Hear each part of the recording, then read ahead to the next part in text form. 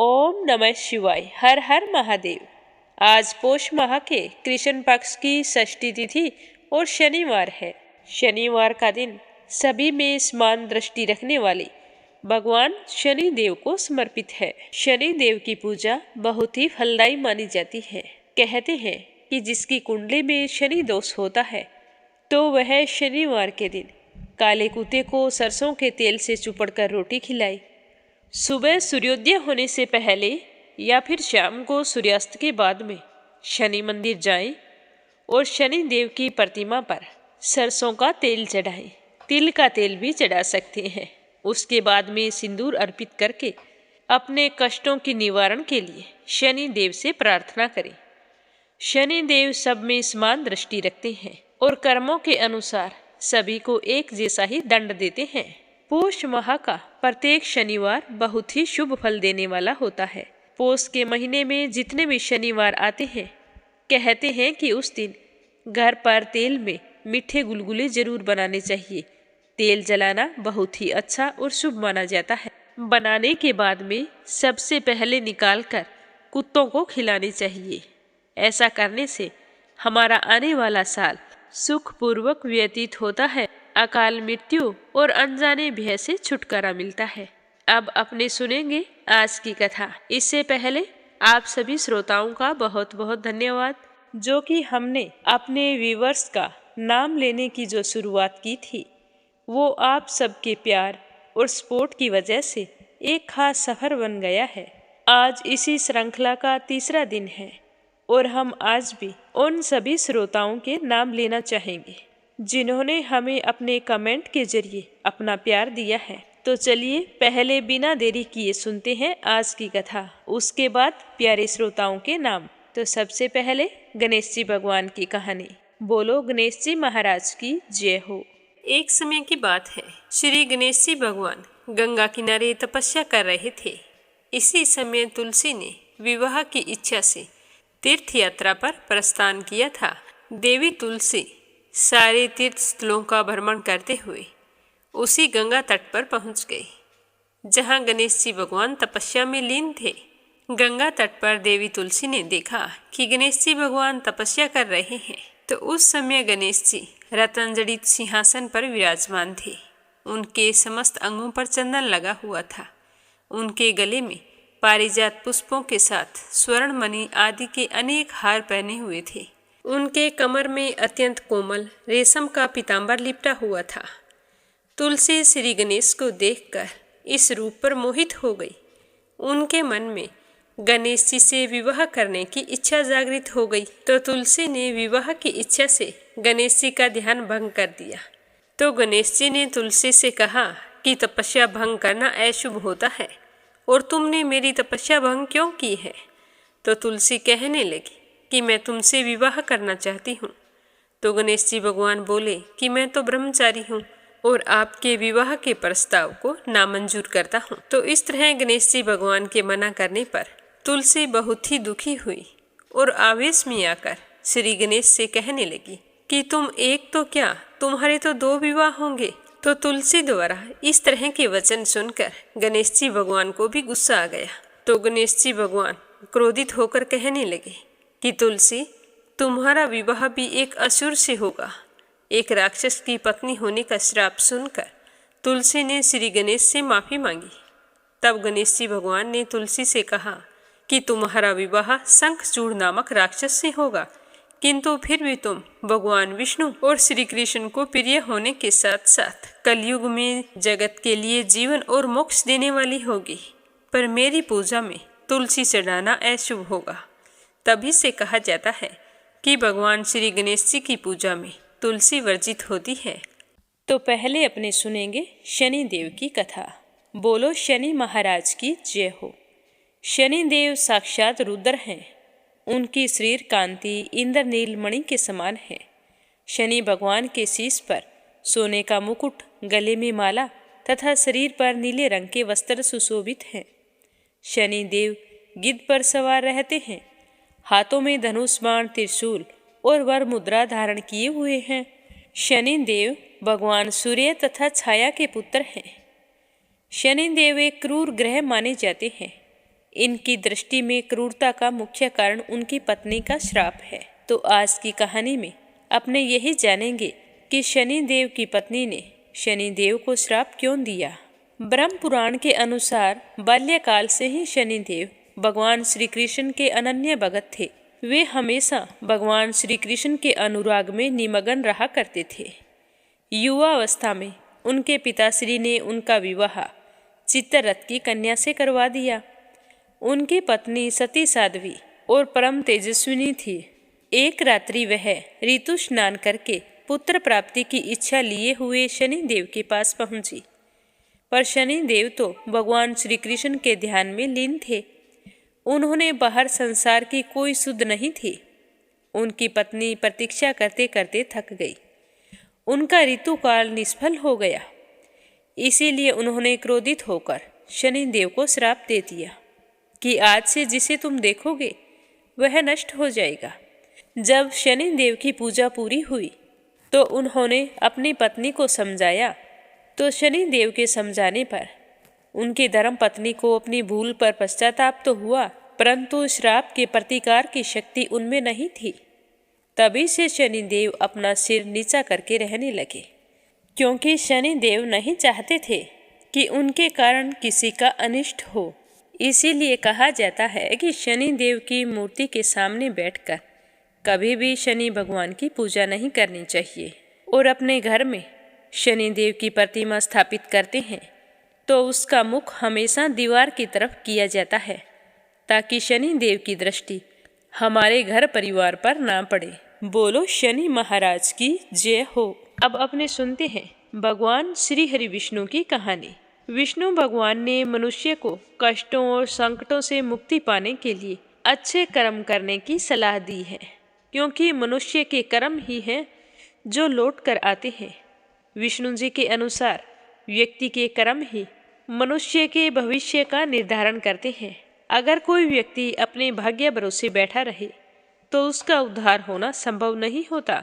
तो आज इससे जुड़ी हुई एक खास कथा आज अपने सुनेंगे, जो शास्त्रों में वर्णित है। तो प्रेम से बोलो विष्णु भगवान की जय हो। पौराणिक कथा के अनुसार एक बार देवऋषि नारद बैकुंठ धाम को गए।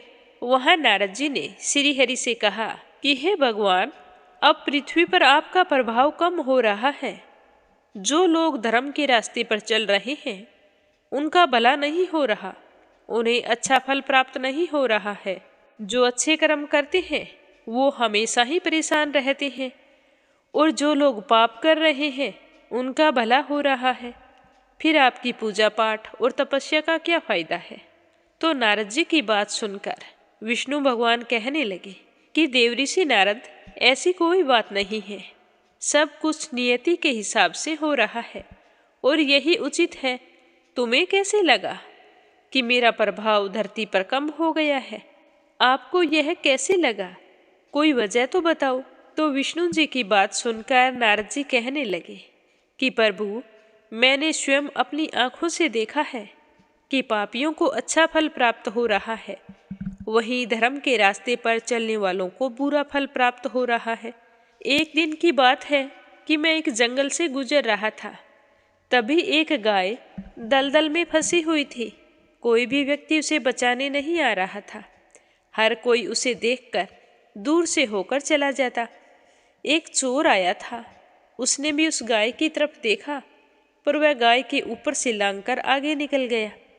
जैसे ही वह चोर आगे गया तो उसे सोने की मोहरों से भरी हुई एक थैली रास्ते में मिली, जिसे उठाकर वह बड़ा ही खुश हुआ और कहने लगा कि अब मुझे चोरी नहीं करनी पड़ेगी। इतना सारा सोना जो मिला है, मैं तो अमीर बन गया हूँ।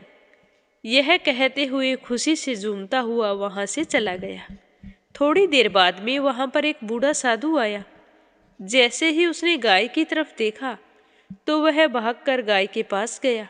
उस साधु ने अपनी पूरी कोशिश करके उस गाय को बचा लिया, लेकिन जब गाय को बचाने के बाद वह साधु आगे गया तो एक खड्डे में गिर गया। तो प्रभु, अब आप ही बताइए कि यह आपका कौन सा न्याय है। अब बताइए कि आपका प्रभाव पृथ्वी लोक पर कम हुआ है या नहीं हुआ है। तो देवऋषि नारद की बात सुनकर श्रीहरि कहने लगे कि जो चोर था, गाय को लांग कर भाग गया था, उसकी किस्मत में एक बहुत बड़ा खजाना था। लेकिन गाय को अनदेखा करके जाना एक तरह का पाप था और उसी पाप के कारण उसे वह खजाना नहीं मिला, सिर्फ थोड़ी सी मुहरें मिली। पर उसे क्या पता कि उसकी किस्मत में खजाना लिखा था। और दूसरा जो साधु जिसने गाय की सहायता की थी, उस साधु के भाग्य में मृत्यु लिखी थी, लेकिन गाय को बचाने के पुण्य से उसकी मृत्यु एक छोटी सी चोट में बदल गई। इसीलिए वो व्यक्ति खड्डे में जा गिरा और मृत्यु से बच गया। तो हे नारद जी, इंसान का भाग्य उसके कर्मों से तय होता है। सत्कर्मों का प्रभाव व्यक्ति के हर दुख को कम कर देता है और वही गलत कर्म व्यक्ति को बुरा प्रभाव देते हैं। तो भगवान श्री हरि की बात सुनकर देव ऋषि नारद कहने लगे कि हे प्रभु, मुझे आपको समझने में गलती हो गई। आपका प्रभाव तो आज भी पृथ्वी लोक पर उतना ही है जितना पहले था। इसीलिए हर मनुष्य को अपने जीवन में अच्छे कर्म करने चाहिए, क्योंकि मनुष्य के कर्म देर सवेर हमेशा लौट कर आते हैं।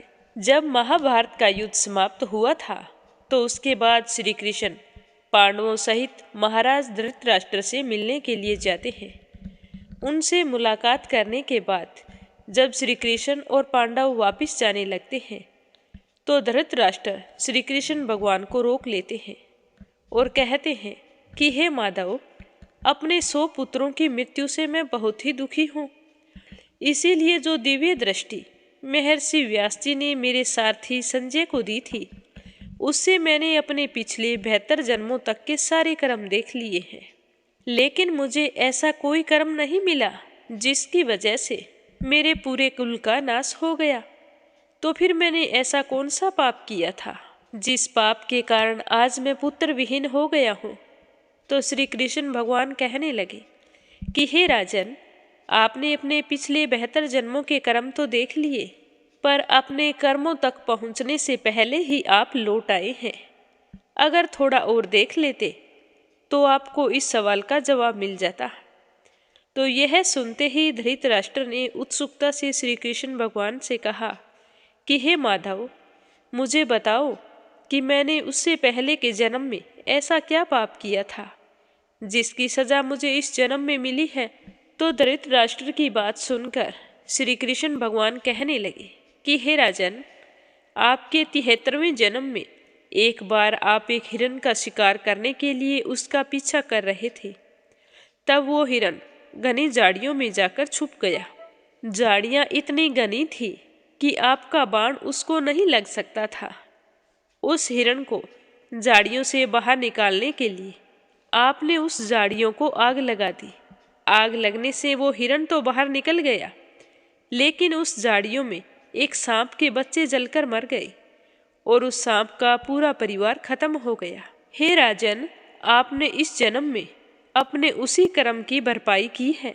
श्री कृष्ण भगवान कहने लगे कि कोई भी पाप हो, चाहे वो जानबूझकर किया गया हो और चाहे अनजाने में किया हो, पाप तो पाप ही होता है। और अगर उस पाप का पश्चाताप ना किया जाए तो कभी ना कभी उसकी सजा हमें जरूर मिलती है। ये सुनने के बाद धृतराष्ट्र फूट फूट कर रोने लगा। तो इस कहानी से हमें पता चलता है कि हमारे कर्म अच्छे हों या बुरे, लौट कर जरूर आते हैं। अब अपने सुनते हैं श्री भागवत पुराण में आगे की कथा। पिछले अध्याय में अपने सुना कि राजा दक्ष ने भगवान भोले शंकर से माफी मांगी। फिर भगवान शंकर से अनुमति लेकर यज्ञ पुनः प्रारंभ किया। अब अपने सुनते हैं इससे आगे क्या हुआ। तो आप सभी से मेरा निवेदन है कि आप मीरा भक्ति स्टोरीज चैनल को सब्सक्राइब करके इस कथा को ज़्यादा से ज़्यादा शेयर करें। बोलो विष्णु भगवान की जय हो। सबसे पहले भूत पिशाचों के संसर्ग से उत्पन्न दोष की शांति के लिए जैसे ही राजा दक्ष ने भगवान विष्णु का ध्यान किया और पुरोडास नामक चरु की आहुति दी, वैसे ही भगवान विष्णु वहां प्रकट हो गए। यज्ञ क्योंकि वीरभद्र के द्वारा दूषित हो गया था, इसीलिए यज्ञ को फिर से पवित्र रूप में प्रारंभ किया गया। सभी देवी देवताओं ने अपना अपना यज्ञ भाग लिया और भगवान विष्णु ने भी अपना भाग प्राप्त किया। सारे लोग संतुष्ट थे। शंकर जी के साथ ही अन्य देवताओं को भी उनका भाग दिया गया। फिर यज्ञ समाप्त हुआ और सभी देवता लोग दक्ष को आशीर्वाद देकर अपने अपने लोक चले गए। दक्ष की बेटी सती ने यज्ञ में अपना शरीर छोड़ने के बाद में अपना दूसरा जन्म पर्वतराज हिमालय के घर लिया। उसकी माता का नाम मैना था और फिर उनसे उत्पन्न हुई कन्या का नाम पार्वती रखा गया। पार्वती जी ने इस जन्म में भी भगवान शंकर का ही वर्ण किया था। तो फिर मैत्रेय जी कहने लगे कि अब मैं तुम्हें मनु शत्रुपा से उत्पन्न उतानपाद के वंश का वर्णन सुनाता हूँ। उतानपाद की 2 पत्नियां थी। एक का नाम सुनीति था और दूसरी का सुरुचि था। उनमें ध्रुव की माता सुनीति थी। राजा उतानपाद सुनीति से बहुत ही कम लगाव रखते थे। उनकी अत्यधिक प्रिय पत्नी सुरुचि थी। एक दिन राजा सुरुचि के पुत्र उत्तम को अपनी गोद में बिठाकर बैठे थे। उसी समय ध्रुव उनके पास चला आया और अपने पिता की गोद में बैठना चाहा, लेकिन उसके पिताजी ने उसे अपनी गोद में नहीं बिठाया। उस समय सुरुचि वहां पर उपस्थित थी, तो उसने घमंड से भरकर कहा कि तुम राजपुत्र हो, किंतु मेरे गर्भ से पैदा नहीं हुए हो। इसी कारण राजा के प्रेम के पात्र नहीं बन सकते। यदि तुम्हें राज सिंहासन की इच्छा है तो ईश्वर की आराधना करके मेरे गर्भ से उत्पन्न होने का वर प्राप्त करो। तो ध्रुव अपनी सौतेली माँ के इन वचनों को सुनकर और अपने पिता को चुप देखकर उदास होकर वहां से चला गया। चलकर अपनी माँ के पास गया तो उसकी माँ ने पूछा कि बेटा क्या बात है, तुम इस तरह उदास और क्रोधित कैसे दिखाई दे रहे हो। तो ध्रुव ने रो रो कर उन्हें सारी बात बताई कि किस तरह पिताजी ने मुझे गोद में नहीं बिठाया और माता सुरुचि ने किस तरह से मेरा अपमान किया है। तो उसकी बात सुनकर ध्रुव की माँ सुरुचि भी उदास हो गई, पर उसने अपने पुत्र के सामने जाहिर नहीं किया। वह कहने लगी कि बेटा, ये तो मैं भी कहती हूँ कि तुम भगवान की आराधना करो। आराधना करके ही अपने पिता की गद्दी पा सकते हो। एकमात्र हमारे पास यही उपाय है। तो माता के वचनों को सुनकर ध्रुव ने अपना नगर छोड़ दिया और भगवान की तपस्या के लिए वन की ओर चल पड़ा। नारद जी इस अबोध शिशु ध्रुव को तप का ध्यान उसके मन से निकालने की बहुत कोशिश की और यह भी कहा कि वह अपनी ही स्थिति में रहे, जैसा हाल है उसी में रहे, सांसारिक कार्य में लगा रहे। लेकिन ध्रुव तो अपने निश्चय पर अडिग था और देव ऋषि नारद से कहने लगा कि मुझे मेरे रास्ते से विचलित करने की कोशिश ना करें। अगर आप बता सकते हो तो मुझे यह बताओ कि परम ब्रह्मा की प्राप्ति कैसे होगी।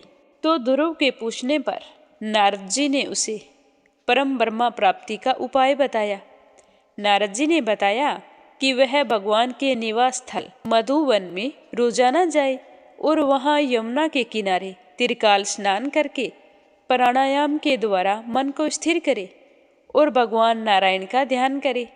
इस तरह बताते हुए नारद जी ने भगवान विष्णु के दिव्य स्वरूप का वर्णन भी किया और कहा कि मैं तुम्हें विष्णु प्राप्ति में सहायक परम मंत्र बताता हूँ। ओम नमो भगवते वासुदेवाय नमः, इस मंत्र का जाप करना। इस तरह ध्रुव को सारी महिमा बताकर स्वयं उतानपाद के महल की ओर आ गई और ध्रुव मधुवन की ओर चला गया। उतानपाद के पास नारद जी जब आए तो राजा को बहुत ही दुखी देखा। तो दुखी देखकर नारद जी ने उनसे उनके दुख का कारण पूछा। तो राजा ने सारी बात बता दी कि 5 वर्ष का बालक ध्रुव और उसकी माता किस प्रकार उसकी मूर्खता के कारण घर से निकलने पर विवश हुए हैं। साथ ही ध्रुव का जिस प्रकार अपमान हुआ यह भी उतानपाद ने नारद जी को बताया। तो नारद जी ने राजा उतानपाद को ध्रुव की महिमा से परिचित कराया। तो यह सुनकर राजा उतानपाद अपने राजपाट से उदासीन हो गए और निरंतर ध्रुव की चिंता करने लगे। उधर मधुवन में जाकर नारद जी की बताई हुई विधि के अनुसार ध्रुव ने तपस्या करनी शुरू कर दी। बिना खाए पिए निरंतर भगवान की पूजा करने लगा। धीरे धीरे उसका मन इंद्रजन्य विषयों से अलग होकर भगवान के स्वरूप चिंतन में स्थिर होने लगा। अपने भक्त की घोर तपस्या और कष्टपूर्वक साधना से पिघलकर और प्रसन्न होकर भगवान विष्णु अपने आप मधुवन में आए। उस समय ध्रुव भगवान के जिस रूप को अपने एकाग्र मन में ध्यान में लिए हुए था वह एकदम से लुप्त हो गया। इसीलिए उसने दुखी होकर अपने नेत्र खोले तो भगवान ने उसी दिव्य रूप को उसके सामने रखा। तो यह देखकर ध्रुव की खुशी का कोई ठिकाना नहीं रहा और वह बार बार विष्णु जी के चरणों को चूमता और हृदय तथा नेत्रों से लगाता। अबोध शिशु होने के कारण ध्रुव भगवान की स्तुति नहीं कर पाया। फलस्वरूप भक्त वत्सल भगवान ने भक्त की इच्छा के कारण जैसे ही अपने शंख का स्पर्श उसके गालों से किया वैसे ही ध्रुव के कंठ से वेदवाणी निकलने लगी और वे विष्णु जी की स्तुति करने लगे, कहने लगे कि हे प्रभु, मेरा आपसे निवेदन है कि मुझ पर कृपा करते हुए आप मुझे ऐसी बुद्धि प्रदान करें कि मैं विषय वासनाओं से विरत होकर निरंतर आपके ही भजन पूजन में तन्मय रहूं। तो भगवान विष्णु ध्रुव की स्तुति से बहुत ही प्रसन्न हुए और उन्होंने कहा कि हे भद्र, मैं तुम्हारे हृदय के उस पवित्र संकल्प से प्रसन्न हूँ, इसीलिए मैं तुम्हें तेज से भरा हुआ अविनाशी लोक प्रदान करता हूँ जिसका कल्प के अंत में भी विनाश नहीं होता है। यह लोक ऐसा है जिसके चारों तरफ ज्योति चक्र, तारागण और सप्त ऋषि प्रदक्षिणा किया करते हैं। तुम अपने पिता के द्वारा प्राप्त राज्य को 36 वर्ष तक जितेंद्रिय होकर धर्म पूर्वक भोगोगे और तुम्हारा भाई उत्तम मारा जाएगा। उसकी माता सुरुचि पुत्र वियोग में अपने आप को जला लेगी। इस प्रकार तुम बिना किसी व्यवधान के अपना राज्य भोगोगे। फिर अनेक यज्ञों द्वारा मेरा पूजन करते हुए अंत में तुम सप्त ऋषियों के मंडल से भी ऊपर प्रतिष्ठित हो जाओगे। वहां से जीव पुनः पृथ्वी पर नहीं आता। ध्रुव को इस प्रकार का आशीर्वाद देकर भगवान अपने धाम को वापिस आ गए और ध्रुव भी अपने नगर की ओर चल पड़ा। जब राजा उत्तानपाद उसके पिताजी को ध्रुव के वापिस लौटने की सूचना मिली तो उन्होंने इस बात पर विश्वास नहीं किया, क्योंकि उन्हें तो लग रहा था कि ध्रुव कभी वापिस नहीं आएगा। जिस तरह कोई व्यक्ति मरे हुए के पुनः लौट आने पर विश्वास नहीं करता है, ठीक उसी तरह राजा उत्तानपाद ने भी अपने बेटे के वापिस आने की बात पर विश्वास नहीं किया। लेकिन तभी उन्हें नारद जी का कहा हुआ कथन याद आ गया और उन्होंने आत्माओं, ब्राह्मणों, परिजनों तथा दोनों रानियों को लेकर नगर के बाहर दरवाजे पर पहुंच गए और ध्रुव के आने पर उसका खूब स्वागत किया। प्रेम के वशीभूत होकर राजा उत्तानपाद ने ध्रुव को अपनी भुजाओं और गोद में भर लिया और उनके प्रेम के आंसू बहने लगे। ध्रुव ने भी अपनी दोनों माताओं को प्रणाम किया और गले से लगाया। फिर ध्रुव और उत्तम दोनों एक दूसरे के गले मिले। सुरुचि ने भी ध्रुव को आशीर्वाद दिया, लेकिन सुनीति के स्तनों से दूध ही दूध टपकने लगा। तभी वहां पर उपस्थित परिजनों ने ध्रुव और सुनीति की जय जयकार करनी शुरू कर दी और उनके भाग्य की सराहना की। सारी प्रजा जैसे ध्रुव के सम्मोहन में लीन होकर आनंदित हो उठी। उत्तानपाद ध्रुव के अद्भुत प्रभाव को देखकर चकित रह गए। कुछ समय बीत जाने के बाद राजा उत्तानपाद ने ध्रुव का राज्याभिषेक कर दिया और अपनी वृद्धावस्था को देखते हुए अपने कल्याण के लिए तप करने के लिए वन में चल दिए। राजगद्दी पर बैठने के बाद ध्रुव ने शिशु कुमार की पुत्री भरमी से विवाह किया। फिर ध्रुव के 2 पुत्र उत्पन्न हुए। उनके नाम थे कलप तथा वल।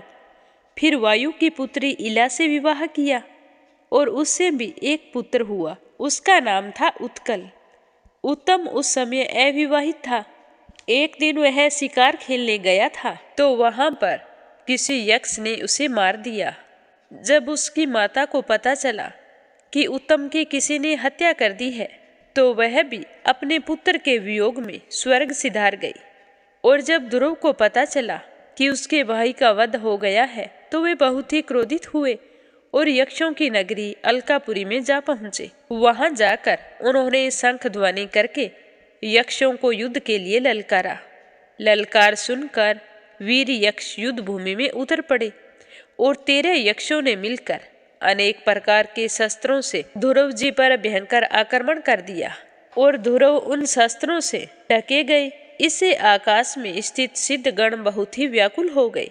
लेकिन थोड़े से ही समय बाद कोहरे को चीरकर निकलने वाले सूर्य की तरह ध्रुव जी शस्त्रों का आवरण हटाकर वहां पर प्रकट हो गए और अपने भयंकर वाणों की मार से यक्षों को पराजित कर दिया।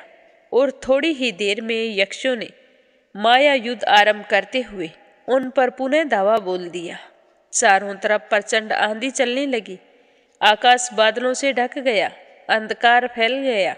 बनावटी मेघों से कफ, पीक, थूक, मलमूत्र आदि की वर्षा होने लगी और दिशाओं से गदा, खड़ग, पत्थर तथा सांप, शेर, हाथी, बाघ फुंकारते हुए आक्रमण की मुद्रा में दिखाई देने लगे। जब मुनि लोगों ने ध्रुव जी को इस तरह यक्षों की माया से घिरा हुआ देखा तो रक्षा के लिए भगवान का स्मरण करते हुए मंगल कामना करने लगे। जब ध्रुव ने मुनियों को चिंतित देखा तो नारायण अस्त्र के प्रयोग से जैसे ज्ञान के उदय होने पर अज्ञान नष्ट हो जाता है, वैसे ही यक्षों की आसुरी माया क्षण भर में नष्ट कर दी। ध्रुव जी ने आक्रमणकारी यक्षों की आसुरी मारकर उन्हें सत्यलोक में भेजना आरंभ कर दिया। ध्रुव जी के द्वारा अनेक निरपराध यक्षों को मरा हुआ देखकर कृपा भाव रखकर स्वयंभू मनु ध्रुव जी के पास आए और अपने पुत्र को समझाने लगे। कहने लगे कि हे वत्स, तुमने अपने भाई के प्रति अनुरागवश जो उत्पात किया है, एक यक्ष के अपराध के कारण कितने ही बेकसूर यक्षों की हत्या की है, वह तुम जैसे भक्त शिरोमणि के लिए शोभनीय नहीं है। हे पुत्र, तुमने मनुष्य के जन्म मरण का वास्तविक कारण ईश्वर को ना मानकर यक्ष को माना है। इस प्रकार तुमने स्वयं ईश्वर के प्रति और भगवान शंकर के सखा यक्षपति कुबेर के प्रति अपराध किया है। उनका प्रकोप कहीं तुम्हारे कुल के लिए विनाशकारी ना बन जाए, इससे पहले ही तुम अपने अपराध का मार्जन कर लो। यह कहकर मनु जी अपने लोक को चले गए। उनके जाने के बाद संत चित्त होकर ध्रुव विचार कर ही रहे थे कि कुबेर जी वहां पर आ गए और उन्होंने इस बात पर प्रसन्नता व्यक्त की कि ध्रुव अपने पितामह के उपदेश का आचरण करने का निश्चय कर रहे हैं।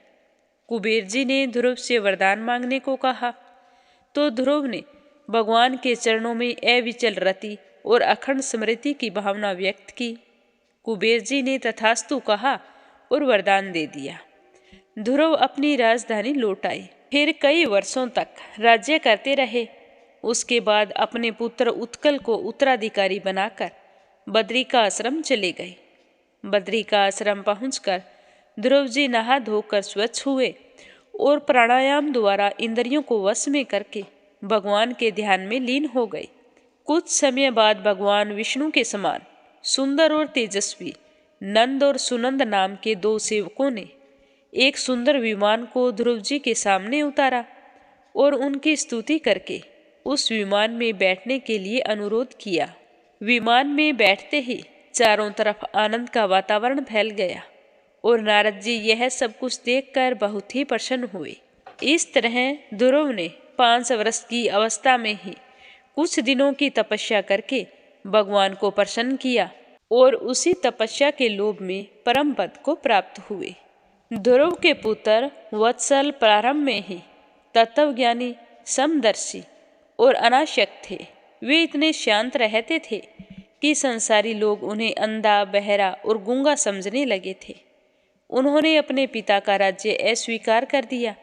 इसके बाद उनके छोटे भाई वत्सल को मंत्रियों के परामर्श पर वहां का राजा बना दिया गया। वत्सल का विवाह सविधि से हुआ और फिर उनके 6 पुत्र हुए। उनके नाम हैं पुष्पारण, धूमकेतु, ईश, ऊर्ज, वरु और जय। और पुष्पारण के भी प्रथम पत्नी प्रभा से 3 पुत्र प्राप्त हुए, प्रातः, मध्य दिन और साय।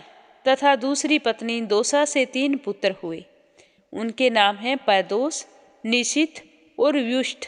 व्युष्ट की पत्नी पुष्करिणी ने सरवतेजा और सरवतेजा ने अपनी पत्नी आकृति से चक्षु नामक पुत्र उत्पन्न किया।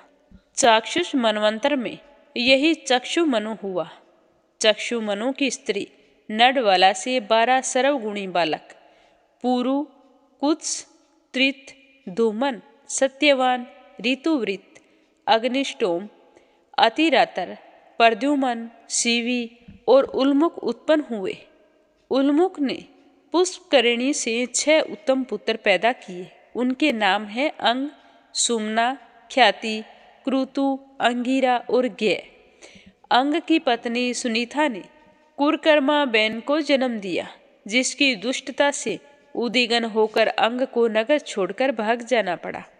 मुनियों ने कुपित होकर बेन को श्राप दिया और वह मर गया। उस समय राजा के अभाव में दस्यु उपद्रव करने लगे। तब भगवान नारायण ने प्रजा की रक्षा के लिए अपने अंश से पृथु को उत्पन्न किया। तो यह सुनकर विदुर जी कहने लगे कि हे महाराज, अंग के घर बैन जैसा पुत्र कैसे पैदा हुआ? क्योंकि अंग महाराज तो बहुत ही चरित्रवान थे। लोकपालों के तेज धारक होने के कारण राजा से जब अपराध हो जाता है तो भी वह दंडनीय नहीं होता। ऐसी स्थिति में मुनीश्वरों ने किस कारण से बैन को श्राप दिया? तो मैत्रेय जी कहने लगे कि एक बार राजा अंग द्वारा अश्वमेघ यज्ञ में ब्राह्मणों के बुलाने पर भी देवता लोग अपना भाग लेने के लिए नहीं आए थे। वेद पाठी ब्राह्मण चरित्रवान थे। इस पर उन्हें भी यह देवताओं का व्यवहार समझ नहीं आया। राजश्री अंग ने जब इसका कारण पूछा तो उन्होंने पूर्व जन्म में किए गए पाप के कारण इस जन्म में पुत्रहीन रहने को मुख्य कारण बताया और कहा कि आपको पहले पुत्र प्राप्ति का यज्ञ करवाना चाहिए। भगवती यज्ञेश्वरी प्रसन्न होकर जब अपना भाग ग्रहण करेंगी तब देवता लोग अपना भाग ले लेंगे। तो यह सुनकर राजा ने भगवान विष्णु के नाम से पुरोडस की आहुति दी। आहुति के डालते ही सोने के पात्र में खीर लेकर एक निर्मल वस्त्र को धारण करने वाला स्वर्णभूषित पुरुष प्रकट हुआ। राजा ने अपनी अंजलि में खीर लेकर अपनी पत्नी को दे दी। उस खीर को खाकर रानी अपने पति के साथ सहवास से गर्भवती हुई और यथा समय एक बालक को जन्म दिया। यह बालक जन्म से ही अधार्मिक और उत्पाती बना। अंग ने अपने बेटे को सुधारने की बहुत कोशिश की, लेकिन वह नहीं सुधरा। तब राजा पत्नी और पुत्र का मोह छोड़कर वन में चले गए। प्रजा ने राजा को बहुत ढूंढा, लेकिन वो नहीं मिले। तब मंत्रियों ने मुनिजनों को यह बात बताई। भृगु आदि ऋषियों ने सुनीता की सहमति से बैन को राजा के पद पर अभिषिक्त कर दिया। बैन के शासक बनने पर चोर डाकू तो छिप गए, पर उसने यज्ञ आदि धर्म कर्म के कार्य बंद करवा दिए। बैन के इस आचरण को देखकर ऋषि लोग चिंतित हो गए। प्रजा का दुख उन्हें पीड़ित करने लगा। उन्होंने सोचा कि इस राजा को समझाया जाए और वह यदि ना माने तो इसके तेज को ही नष्ट कर दिया जाए। तो यह सोचकर मुनि लोग मिलकर बैन के पास आए और उसे कहा कि हे राजन, भगवान उसी राजा से प्रसन्न होती है जो वर्णाश्रम धर्म का पालन करवाता है और यज्ञ पुरुष की आराधना करता है। इसीलिए आप अपने राज्यों में यज्ञों का अनुष्ठान करें और यज्ञ योग आदि बंद कराकर देवताओं का तिरस्कार ना करें। तो मुनियों की यह बात सुनकर बैन को हंसी आ गई और उसने कहा कि कुबेर, ब्रह्मा, इंद्र, वायु, यम, महादेव, अग्नि आदि देवताओं के श्राप और वरदान देने की शक्ति राजा में रहती है, इसीलिए राजा सर्वदेवमय है। तो मुनियों ने देखा कि बैन पर उनकी बात का कोई असर नहीं हुआ है, वो तो हमारी बात नहीं मान रहे हैं। तो यह जानकर कि उसके जीवित रहने से धर्म की हानि होगी, तो उन्होंने अपना गुप्त क्रोध अभिव्यक्त किया और अपने हुंकारों से उसे नाम शेष कर दिया। सुनीता अपने मंत्र बल से बैन के शव की रक्षा करने लगी। दूसरी ओर राजा के अभाव में चोर डाकू फिर से उपद्रव करने लगे। एक दिन अग्निहोत्र से निवृत्त ऋषियों ने चोर डाकुओं के भागने से उड़ी हुई धूल को देखा और वे चिंतित हो उठे। यद्यपि ऋषि लोग अपने तप के प्रभाव से ही इस स्थिति का शमन कर सकते थे, लेकिन उन्होंने अपनी शांति महत्ता छोड़कर क्रोध नहीं किया, क्योंकि ऐसा करने से उनका तप ही क्षीण होता। और दूसरी बात यह थी कि ऋषि लोग धर्मात्मा अंग से वंश का उच्छेदन नहीं करना चाहते थे। इसीलिए उन्होंने बैन की जंगा पर बुरी तरह से मंथन किया और उससे एक बोना पुरुष पैदा किया। उसने ऋषियों से पूछा कि मैं क्या करूं? तब ऋषियों ने कहा कि निषिद्ध अर्थात बैठ जाओ। इसी से उसका नाम निषाद पड़ा। उसने उत्पन्न होते ही बैन के सारे पाप अपने सर पर ले लिए। इसीलिए निषाद जाति के लोग लूटपाट का कर्म करते रहते हैं। ब्राह्मणों ने फिर राजा बैन की भुजाओं का मंथन किया। तब एक पुत्र और एक पुत्री पैदा हुई। पुत्र में विष्णु जी और पुत्री में लक्ष्मी जी का अंश था। पुत्र का नाम पृथु और पुत्री का नाम अर्ची रखा गया। अर्ची अपने पूर्व जन्म में भगवान विष्णु की वियोगिनी थी। इस जन्म में उसका विवाह पृथु से हो गया। पृथु में भगवान विष्णु के निशान देखकर देवता और महात्मा उसे अंश अवतार मानकर उसकी स्तुति करने लगे। वेद पाठी ब्राह्मणों ने पृथु के राजाभिषेक का आयोजन किया। इस अवसर पर सभी देवों ने उपस्थित होकर उन्हें उपहार दिए। सब लोग उनकी स्तुति करने लगे।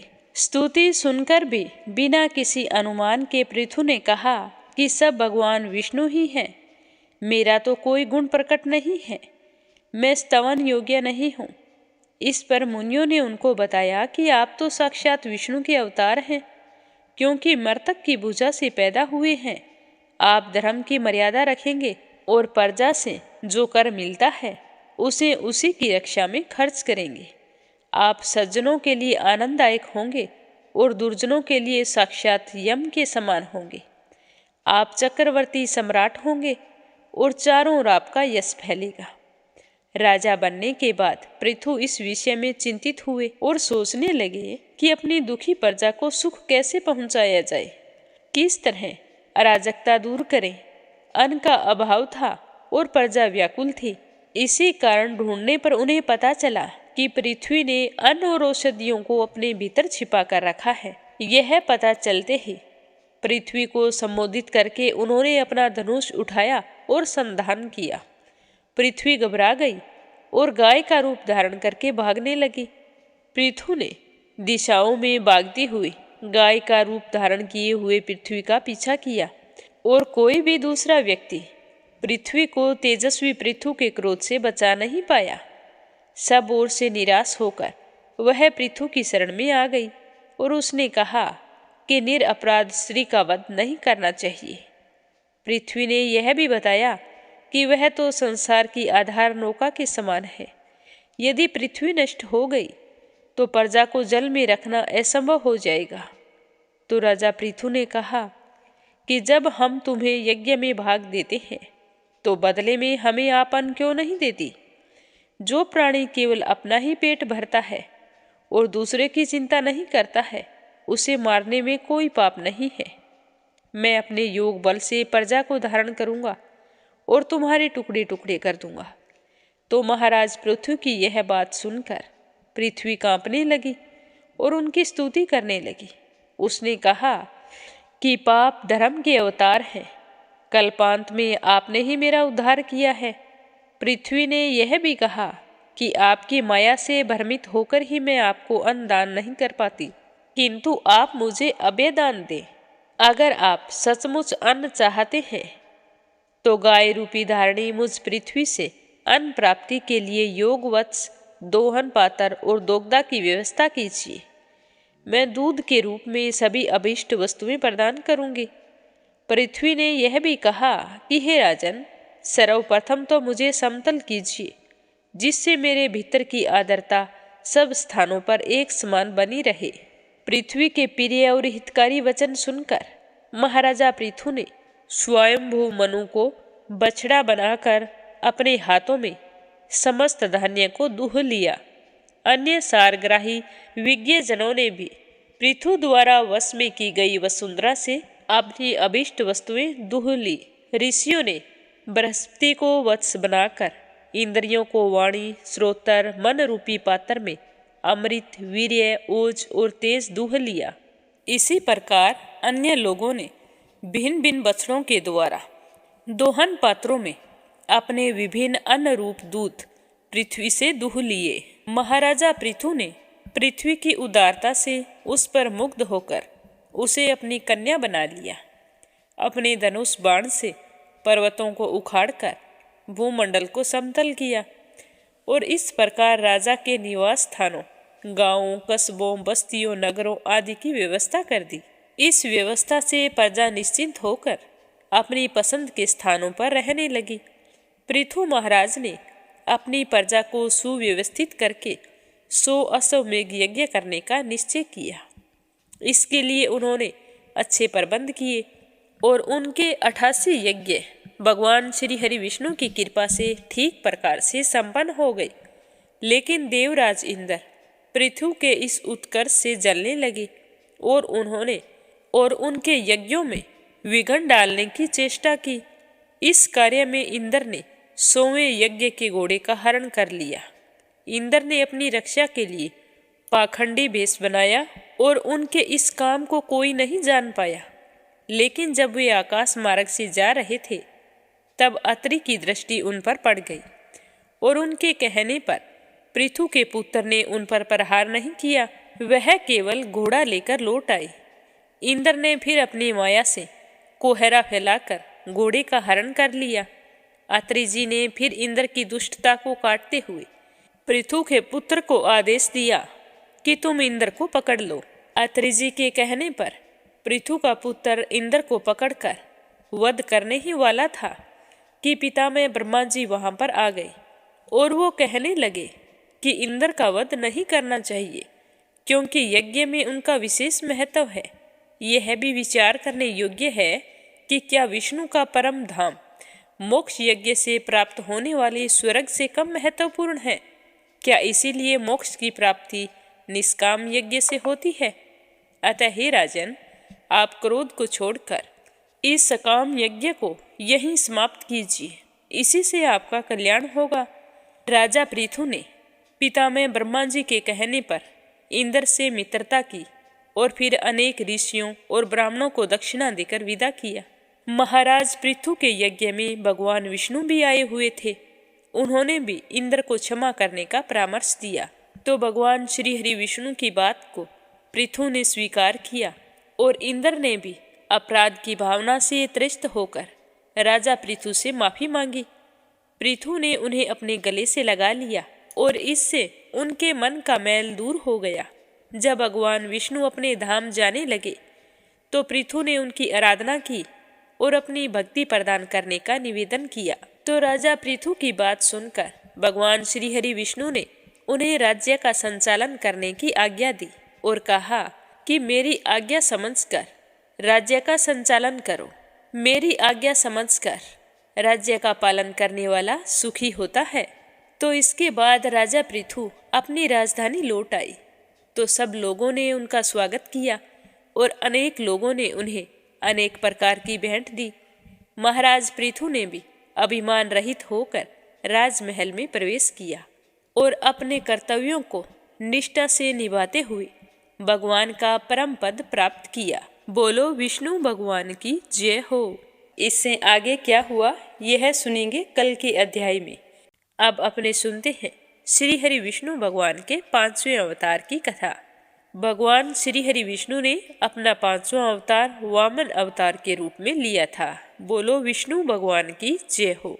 दैत्यों का राजा बलि बहुत ही बलशाली था। उसने अपने बल से तीनों लोकों पर कब्जा कर लिया था। राजा बलि भले ही क्रूर था, उसे अपनी शक्ति पर बहुत ही घमंड था, लेकिन वह फिर भी भगवान विष्णु का परम भगत था। वह खूब दान पुण्य करता, अपने द्वार पर आए हुए किसी भी व्यक्ति को खाली नहीं लौटाता था। इसी कारण इंद्रदेव की जगह उसे स्वर्ग का स्वामी बना दिया और सारे देवता स्वर्ग को छोड़कर इधर उधर पृथ्वी पर भटकने लगे।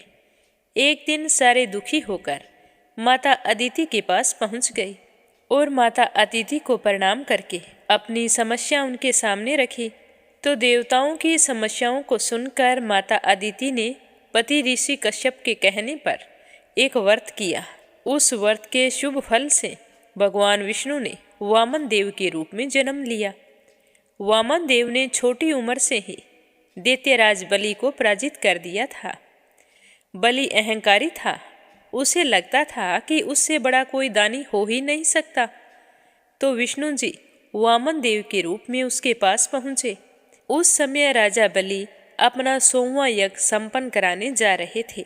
तो यज्ञ मंडप पर वामन देव ब्राह्मण को आया देखकर राजा बलि बहुत ही खुश हुए और उनका खूब आदर सत्कार करके कहा कि हे ब्राह्मण देव, मैं तुम्हें दान देना चाहता हूँ, कहो क्या मांगते हो। तो वामन देव के रूप में आए विष्णु भगवान कहने लगे कि मुझे 3 कदम भूमि दान कर दो। तो यह सुनकर राजा बलि जोर जोर से हंसने लगा और कहने लगा कि इतना छोटा सा काम, मेरा तो पूरी धरती पर अधिकार है, तुम्हारे इतने छोटे छोटे कदम हैं तो उनसे क्या होगा। अभी समय है और सोच लो, मैं तुम्हें इससे ज़्यादा भूमि दान में दे सकता हूँ। तो वामन देव कहने लगे कि नहीं राजन, मुझे तो 3 कदम भूमि ही चाहिए। तो राजा बलि के पास उनके गुरु शुक्राचार्य खड़े थे। वो समझ गए थे कि यह विष्णु जी की लीला है। जब राजा बलि वामन देव को 3 कदम भूमि दान देने के लिए संकल्प कर रहे थे, तो उस समय दैत्य गुरु शुक्राचार्य ने उन्हें रोकने की बहुत कोशिश की थी, क्योंकि शुक्राचार्य जान गए थे कि वामन के रूप में स्वयं भगवान श्रीहरि विष्णु है। शुक्राचार्य ने राजा बलि को समझाया कि ये कोई छोटा बच्चा नहीं है, ये स्वयं विष्णु भगवान है जो तुमसे तुम्हारा राजपाट लेने आए हैं, तुम ये दान मत करो। तो अपने गुरु की बात सुनकर राजा बलि ने कहा कि अगर ये भगवान हैं और मेरे द्वार पर दान मांगने आए हैं तो मैं इन्हें मना नहीं कर सकता। ऐसा कहकर राजा बलि ने हाथ में जल का कमंडल लिया। तो शुक्राचार्य छोटा सा रूप धारण करके कमंडल की दंडी में आकर बैठ गए ताकि कमंडल से पानी बाहर ना निकले और राजा बलि संकल्प ना ले सके। तो वामन देव शुक्राचार्य की योजना समझ गए। तो उन्होंने तुरंत ही एक पतली लकड़ी ली और कमंडल की दंडी में डाल दी, जिससे अंदर बैठे शुक्राचार्य की एक आंख फूट गई। तो वे छटपटाकर तुरंत ही कमंडल से बाहर आ गए। इसके बाद राजा बलि ने वामन देव को 3 पग भूमि दान करने का संकल्प ले लिया। राजा के संकल्प लेने के बाद वामन देव ने अपना आकार बढ़ाना शुरू किया। उनका बढ़ा हुआ आकार देखकर राजा बलि भी हैरान थे। तो वामन देव ने अपना आकार बढ़ाकर एक पग में पृथ्वी और दूसरे पग में स्वर्ग नाप लिया और इसके बाद राजा बलि से कहा कि अब मैं तीसरा कदम कहाँ रखूं। तो यह सुनते ही राजा बलि का अहंकार टूट गया। तो राजा बलि ने हाथ जोड़कर कहा कि प्रभु, तीसरा कदम मेरे सर पर रख सकते हैं। तो बलि की दानवीरता देखकर वामन देव बहुत ही प्रसन्न हुए और राजा बलि को पाताल लोक का राजा बना दिया।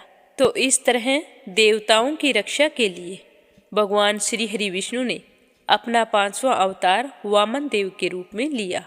बोलो श्री हरि विष्णु भगवान की जय हो।